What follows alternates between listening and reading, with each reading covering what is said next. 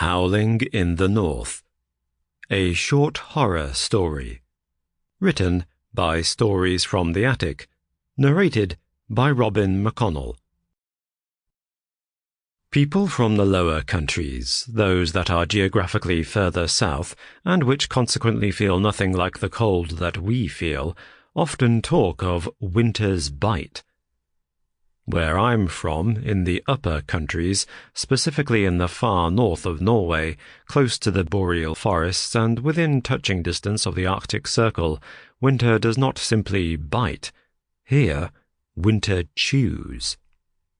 Here, where we experience 6 months of daylight, endless days when the sun refuses to set, and in the other 6 months, a stretch of darkness as long and cold as death, we really feel the winter.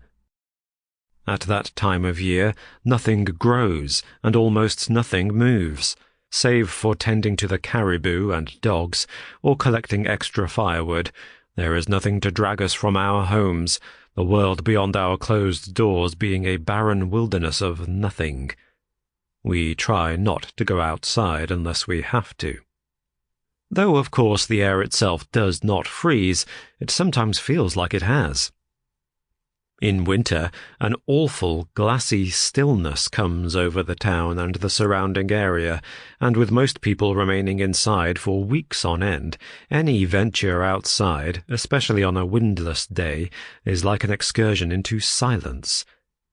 The scenery, or rather lack of it, when you look away from town, stretches out from you in a sea of uniform blank, the horizon line between the land and the sky removed, as if it had been sketched lightly onto the earth, like a pencil line on a sheet of blank paper that had been erased by a god who'd thought better of putting it there in the first place.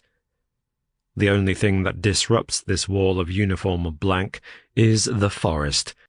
Around 2 miles from town it erupts from the deep navy shadow of the night in jagged lines of conifer and pine, jutting from the ground like the teeth of some slumbering giant. The only thing that disrupts this wall of uniform blank is the forest.